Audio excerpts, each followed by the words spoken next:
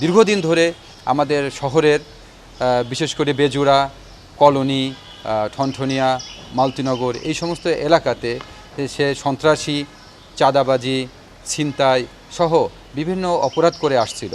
সে তার একটা সিস্টেম আসে, সে একটা যে কোনো একটা অপরাধ করে সে পালিয়ে যায় এবং সার্বক্ষণিক সে তার সাথে চাকু রাখে।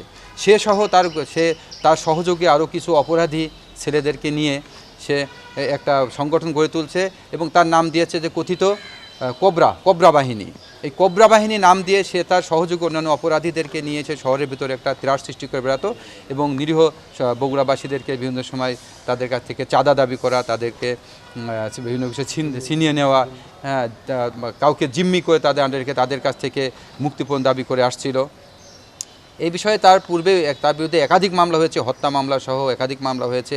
দীর্ঘদিন এগুলো করে সে পালিয়েছে। ঈদ আসবে, সাথে ক্যাশব্যাকও আসবে। নিজের বা প্রিয়জনের জন্য কেনাকাটায় এবারও নগদ পেমেন্টে পাচ্ছেন দারুণ ক্যাশব্যাক। তাই যাই কিনুন, পেমেন্ট করুন নগদে। তাকে আমরা গ্রেপ্তার জন্য একাধিকবার চেষ্টা করেছি, এটাও আপনারা অবগত আছেন। পরবর্তীতে গোপন সংবাদের ভিত্তিতে গতকালকে আমাদের ডিবির একটি চৌকস দল আমরা সংবাদ পাই, আমার অফিসাররা সংবাদ পায় যে সে একটি নির্দিষ্ট জায়গায় মালতীনগরের ওদিকে একটি জায়গাতে সে অবস্থান করছে।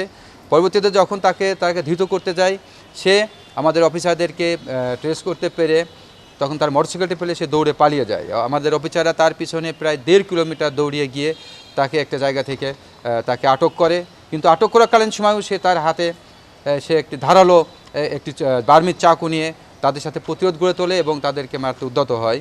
একটা পর্যায়ে আমাদের অফিসাররা খুব ট্যাক্টফুলি তাকে নিবৃত করে এবং তাকে ধারালো চাকুসহ তাকে গ্রেপ্তার করতে সক্ষম হয়।